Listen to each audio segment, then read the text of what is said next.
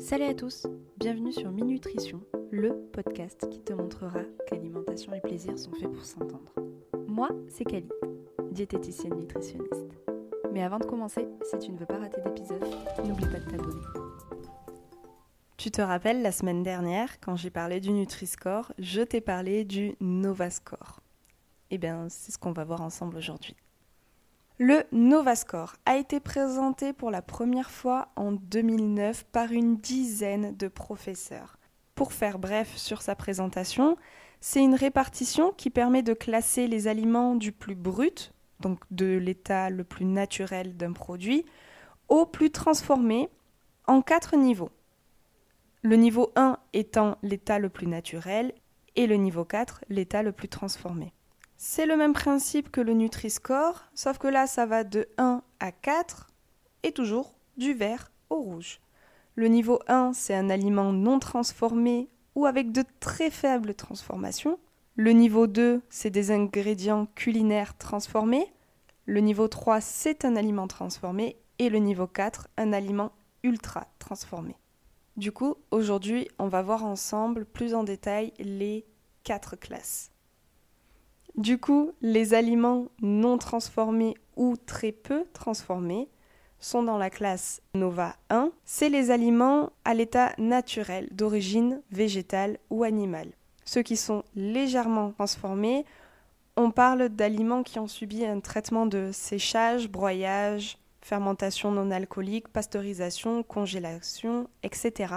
qui en gros permettent l'élimination des parties non comestibles du produit. Donc, on préserve l'aliment naturel et on le rend juste propre à la consommation et au stockage. Ça va être les viandes, les poissons, les œufs frais, le lait pasteurisé, les yaourts, le café, les épices, les fruits et légumes frais, surgelés, séchés et même les graines. Ensuite, il y a la classe 2, les ingrédients culinaires transformés. Là, ce sont des aliments dérivés de la classe 1. Ils ont subi un processus qui a permis d'en faire un aliment durable dans les foyers. Donc par exemple un pressage, un broyage, un raffinage, etc. Et du coup, ils aident à la préparation des aliments de la catégorie 1. Et du coup, ils ne sont pas destinés à être consommés seuls. Par exemple les huiles, le beurre, le sel, le sucre, le vinaigre, les farines, etc. Ensuite, vient la classe 3, les aliments transformés. Cette catégorie-là, elle répertorie des produits, on ne parle plus d'aliments mais de produits, qui sont composés des aliments de la classe 1 mélangés aux aliments de la classe 2. La plupart des produits contiennent entre 2 et 3 ingrédients. Ils peuvent être consommables seuls ou associés avec d'autres. Ils ont subi des procédés qui leur ont permis d'augmenter la durabilité ou de modifier, voire d'améliorer les qualités sensorielles du produit. En gros, la texture, l'odeur, le goût, la couleur, etc.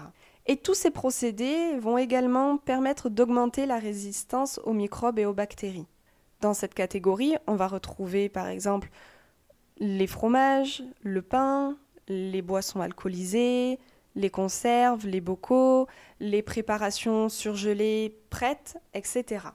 Ensuite vient la catégorie 4 des aliments ultra transformés. Ouais, c'est là que ça commence à faire peur. Ces produits, ce sont des mélanges de substances dérivées avec des additifs où on retrouve peu, voire pas du tout, des aliments de la catégorie 1. On va être principalement basé sur des aliments de la catégorie 2 et ou de la catégorie 3. On va retrouver d'autres sources énergétiques que le produit naturel. Par exemple, des protéines du lait, comme la caséine ou le lactose. On peut aussi retrouver du lactosérum. C'est un mélange d'eau, de sucre et de protéines dérivées de la coagulation du lait, ou encore du gluten. Et avec ça, on va retrouver une quantité infinie d'additifs. J'espère que tu es prêt. On va retrouver des conservateurs, des antioxydants, des stabilisants, des exhausteurs de goût, des arômes, des édulcorants, des auxiliaires de traitement, des colorants. Et tout ça, ça va permettre d'améliorer ou même de dissimuler un aspect désagréable du produit final. Et la mauvaise nouvelle, c'est que ces produits ont un packaging et un marketing qui te donnent envie de les consommer.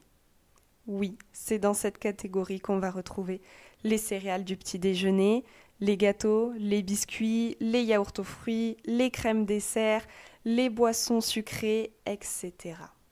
Malheureusement, le Nova-Score n'est pas encore obligatoire ou même recommandé sur les produits alimentaires, donc on le retrouve très peu avec certaines marques. Mais imagine quand il sera obligatoire le combo Nutri-Score Nova-Score qui va tellement t'aider à bien choisir tes produits. Merci de m'avoir écouté, j'espère que ce podcast t'a plu et je te dis à la semaine prochaine. Allez, bisous!